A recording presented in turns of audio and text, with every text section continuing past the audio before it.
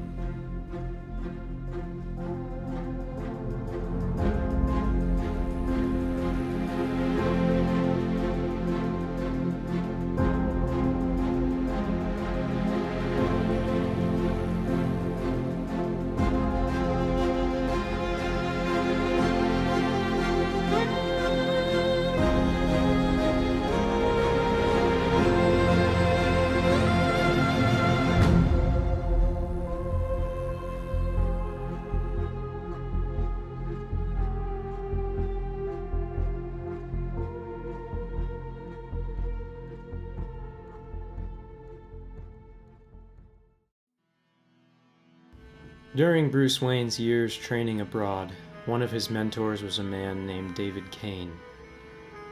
Cain had once been one of the most formidable assassins in the world, belonging to an organization that was the elite of the elite. They were known by some as the League of Assassins. He had fallen out of good graces with the leader of the League.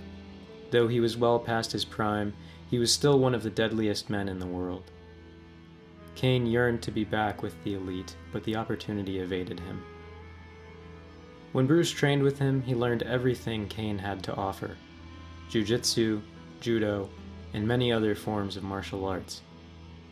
While Bruce was a quick learner, Cain soon grew frustrated with the young man. No matter what he taught him, Bruce was not willing to use it to kill. The two, mentor and student, often disagreed on this philosophically, but Cain still continued to train Bruce.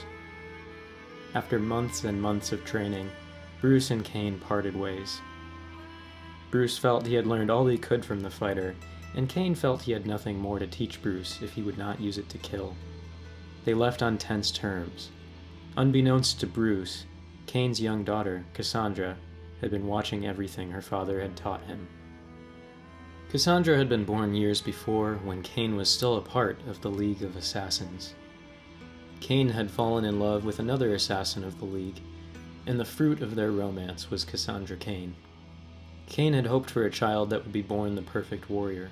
He wanted a son, and upon seeing that the infant was a girl, almost did away with her, but he saw her mother's strength in the baby's eyes. Cain decided to keep Cassandra's existence to himself. He hid Cassandra from everyone after her birth, even her mother. He lied to his lover that the baby had died during labor, leaving her heartbroken. It was not long after that Cain was at odds with the League's leader and was forced to leave. Cain had become increasingly reckless and defiant, and the League's leader cut him loose. Cain took Cassandra with him, keeping her a secret. As the years went on, he trained her intensely. He never even taught her to speak. The only language he wanted her to know was violence, body language, and combat. The years passed, and Bruce Wayne's time with Cain came and went. The Batman also appeared in Gotham. When Cassandra reached the age of 16, her skills had advanced so much that she was on par with the skills of the Batman.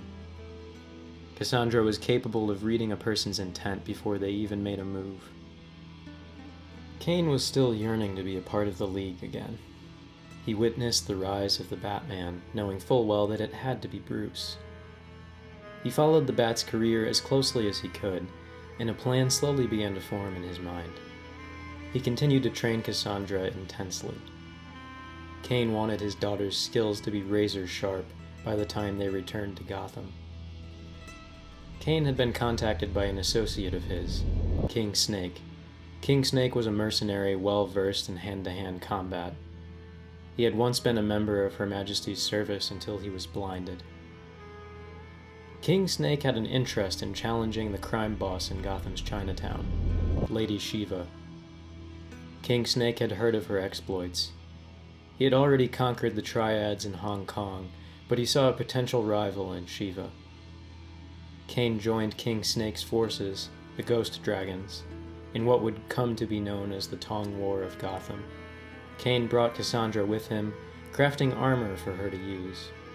He planned to use her to bring down Shiva and help put King Snake in Gotham as the crime lord of Chinatown. Shiva was herself a member of the League of Assassins. The fact that Cassandra would try to kill Shiva would reveal a startling fact to Cain's young protege. Lady Shiva was, in fact, her mother. America had thought they'd seen the last of the Tong Wars that had terrorized the Chinatowns of American cities in the late 1800s. They would find themselves woefully wrong in that assumption. Gotham was about to become the host to the very last one, and one of the bloodiest in America's history. The Batman and the GCPD would be hard-pressed to bring an end to the death plaguing the city during this time. Cassandra would soon find herself torn between her mother and father in a completely brutal and unfair conflict. Cain would fight, but would have to come to terms with his abandonment and untruthfulness to Shiva. Shiva's anger would burn at Cain for his betrayal, and she would find herself desperate for assistance, any help she could find to save her daughter from Cain's manipulation and wrath. Shiva would turn to the most unlikely ally, the Batman.